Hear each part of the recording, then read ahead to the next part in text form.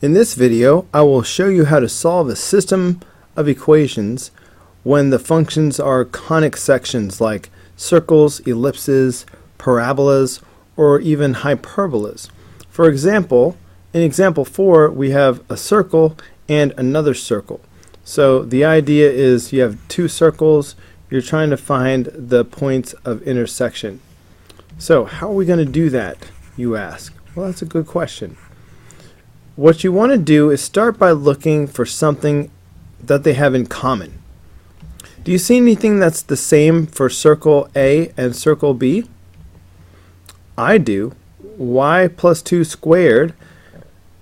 And here we have another y plus 2 squared. Because they have that in common, we can use this as an element of substitution. So just take one of the two circles and get the y plus 2 squared by itself. Okay, in other words, let's subtract x plus 3 squared from both sides.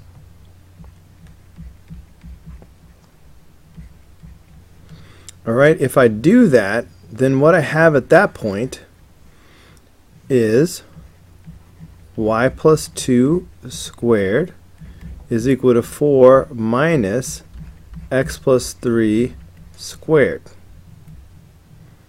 Okay, I've just moved this over to the other side, so I've got y plus 2 squared by itself. Now, since y plus 2 squared equals all of this, I can take all of this and substitute it in right here. So circle B becomes x minus 2 squared plus, but instead of y plus 2 squared, I'm going to write all this stuff. So that's going to be 4 minus x plus 3 squared, and then equals 9. The benefit of this is all we have is x. There are no y's. So let's solve for x. We have x minus 2 times x minus 2 plus 4 minus x plus 3 times x plus 3 is equal to 9. Be careful with this minus sign. Ultimately, it will have to be distributed. So be careful of that. If I multiply these two together, I'm going to get x squared minus 4x plus 4. Now I'm going to bring down my 4. Now for a minute here, I'm going to leave parentheses around all of this.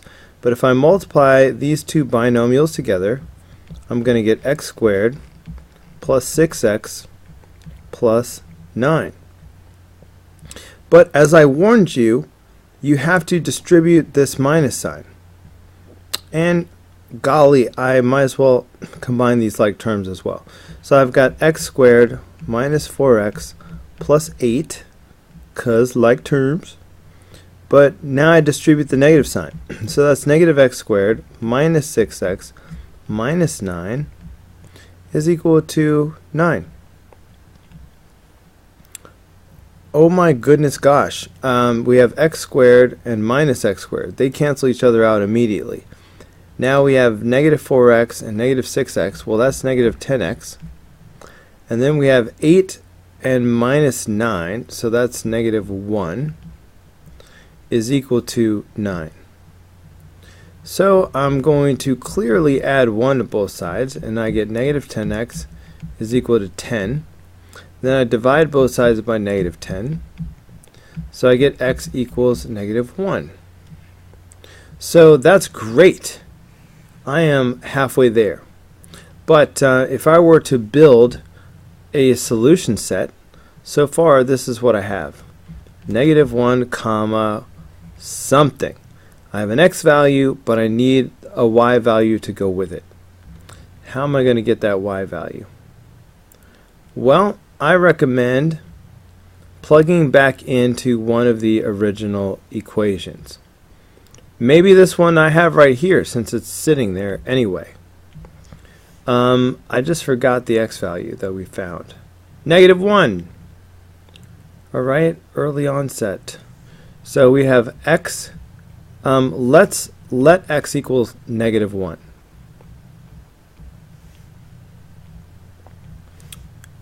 Alright, let x equal -1. In other words, I'm going to substitute -1 for x and see what happens.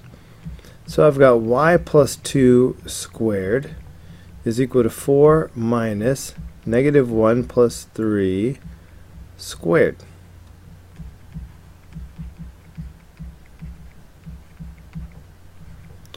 Well, that's 2 squared.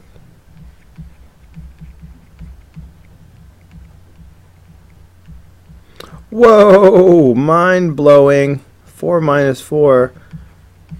When 0 gets involved, crazy things begin to happen. Now I'm going to take the square root of both sides, but the square root of 0 is just 0. Subtracting 2 from both sides, I get y equals -2. So when x is equal to -1, y is equal to -2. So this is my one solution, -1, -2.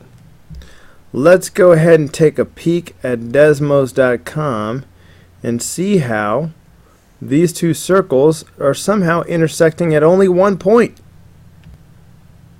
Go ahead and take a gander. You got your blue circle, you got your red circle, boom, boom. And the point of intersection, they just barely touch right here. And that is the same value that we got when we solved it by hand. We are geniuses. Take a look at number 5. Let's go ahead and try to solve this by substitution. So I've got y equals 1/2 x minus 1 on the one hand. On the other hand, I've got x equals y squared minus 6. So I could either take this expression and substitute it in here, or I could take this expression and substitute it in here. It really doesn't matter which one I do. It's arbitrary. It's random. I'm making a random choice right now. So I'm going to take this one and I'm going to substitute it in right here. X equals this, so I should be able to take this and put it in place of x in the first equation. Now let's just watch what happens. So I've got y squared minus 6 and then minus 1. Alright, now I've got all y's. So that's fine. I don't like the fact that there's a fraction involved. So I think I'll get rid of that immediately. I could get rid of this fraction of 1/2 if I multiply everything by 2. So I'm going to multiply by 2. Make sure you multiply even the -1 by 2. But the point was that I could cancel these out. And now I have 2y is equal to y squared minus 6 minus 2. Alright, this already looks way better than what I had before. These are like terms, so that's going to be minus 8. I think I'll move the 2y to the other side of the equation so I can get my trinomial going. So I've got y squared minus 2y minus 8 equals 0. This might be factorable. I want to try. 8 is 2 times 4. If I let this be positive and this be negative, that would give me 2y and negative 4y, which would make negative 2y. Also, 2 times negative 4 is negative 8. So this is looking good. In fact, boom, we factored it. So now I need to set these equal to 0. So y plus 2 is equal to 0. Y minus 4 is equal to 0. So y is equal to -2. And y is equal to 4. Okay, this is fantastic. So I would like to begin to build my solution set. These are both y values. That means I have something, comma, -2. And I have something, comma, 4. Alright, these are both y values.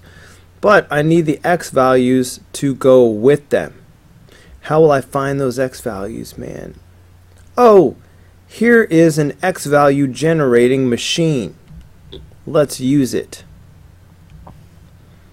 So let's let x equal -2. Wait, where'd I get that from again? Oh, I don't mean let x equals -2. I mean let's let y equal -2.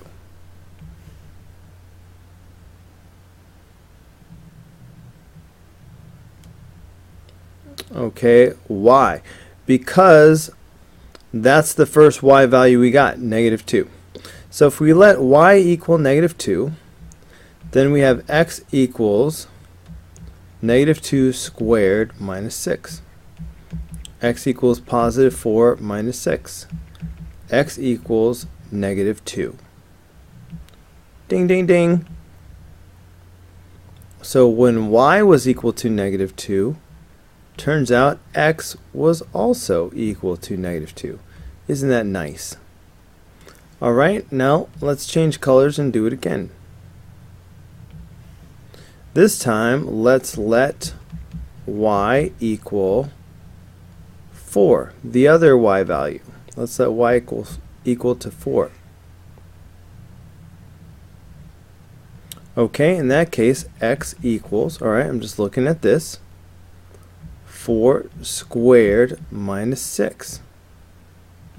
So x is equal to 16 minus 6. X is equal to 10. Interesting. When y is 4, x is 10.